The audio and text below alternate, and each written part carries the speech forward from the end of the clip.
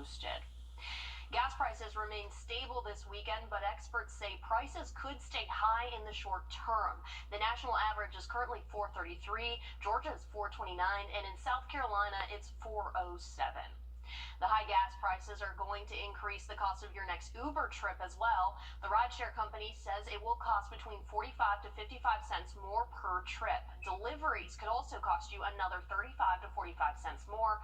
Uber says the extra money will go straight to drivers who are responsible for filling their own tanks.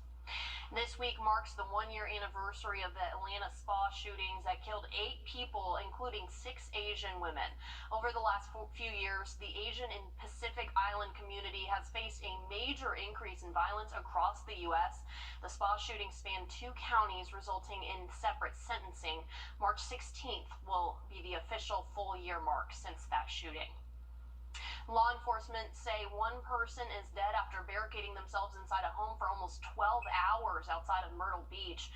A spokesperson for SLED says the person involved was found dead after a fire broke out at the home late last night. They also say the suspect fired multiple rounds during the hours of negotiations. Local police say the suspect's home and 2 other structures were heavily damaged by the flames. Crazy. We came home in the afternoon and I was sitting there and I heard like a beeping sound and was curious, came outside, I seen an ambulance, and then we seen a whole bunch of police vehicles lined up, and they were starting to seal off the neighborhood. Officials say no hostages were involved in the incident, and SLED says there's no information suggesting officers fired shots during the negotiations. A new experimental method to reduce the spread of mosquito-borne illness. Hundreds of people in North Carolina got a head start celebrating St. Patrick's Day this weekend after Raleigh saw its annual event back again after 2 years. Like many events around the country, this celebration was shut down because of the pandemic, but families and some other 4-legged friends lined the streets yesterday to welcome their annual tradition back to their city. And here in Augusta, our city is expected to have our own St. Patrick's Day parade return this Thursday. That's going to be downtown at 2 p.m. And are we thinking green winter jackets or green t-shirts? Like, what are we looking at for that weather? Green t-shirts for sure. We're talking about temperatures in the low 70s, cooler temperatures for your weekend, back towards the low 70s. All right, thanks, Mikal. A series of recent spring break overdoses in Miami has authorities on alert along the Gulf Coast of Alabama. This weekend, 6 students on spring break overdosed on what they thought was cocaine. Officials in Alabama say they're equipped with a key life-saving tool that should partying get too wild. It's a reality of our culture. You can't just isolate it to Miami. It could very well happen here or the city next to us. So we have to do everything we can to be prepared for whatever comes our way.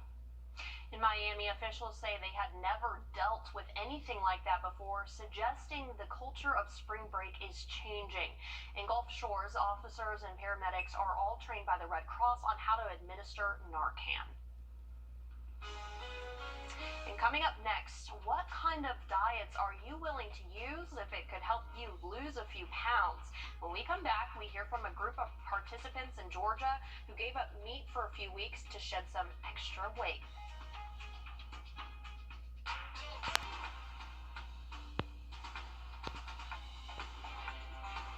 Closed captioning for News 12 is brought to you by Kenneth Nugent. A 10-day plant-based demonstration project that started in February has come to an end. Elizabeth Gutierrez spoke to participants in Macon about their experience and what comes next. I can tell a change as far as energy-wise, and I had a weight loss of 9 pounds during this 10 days. I spoke with Rodney Jordan, a resident at the Rescue Mission of Middle Georgia, prior to the 10 days. Jordan told me he was looking forward to changing his eating habits. And now? Make me feel good. So I'm sticking to it. I said I need something to motivate me, and this right here motivates me. And I'm eating this on a daily basis. The plant-based demonstration project was organized by the Macon Volunteer Clinic, Macon Beats, and the Rescue Mission of Middle Georgia. Don Burns, VP of Operations at the Rescue Mission, says 34 out of the 40 who participated stuck with the project. All of the numbers went down as far as cholesterol, blood pressure, weight, and I would say probably 95% of the participants did not cheat at all during the 10 days. Charles Hegg also took part in the project. He said transitioning from food with a lot of beef and dairy to eating solely 3 plant-based meals a day was a challenge. I got very hungry in the beginning, but it was my body adjusting for the first 4 or 5 days. It was amazing to see the weight drop, and I was excited. Hegg says he will continue to incorporate the plant-based diet to his daily life. Organizers hope to include more people once they set a date for the next 10-day project. And hey, good for you if you can stick with that plant-based diet, of course. Still ahead, K-pop. The K-pop group BTS scored a big win with a live theatrical event, while Batman continues to thrive at the box office. The top films this weekend when we come back. As we head to break, here's a live look at Atlanta and your winning lotto numbers. We'll be back in just a bit.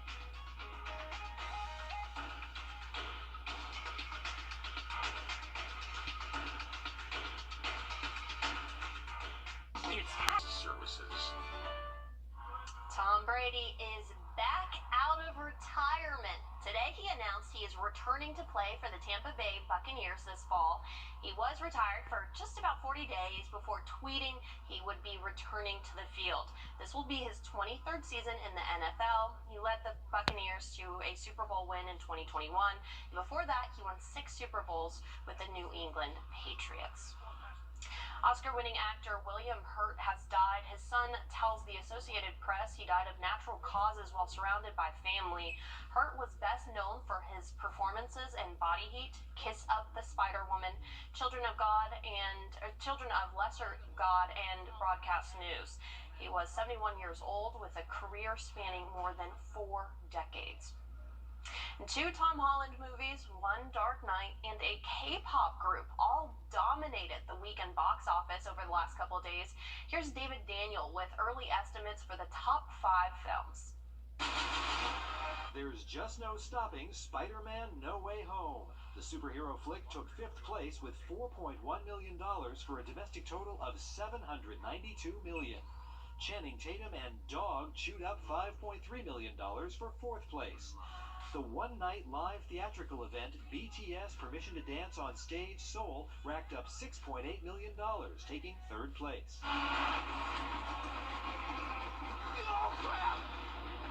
Uncharted stayed in 2nd place. $9.3 million gave the video game adaptation $113 million in domestic box office.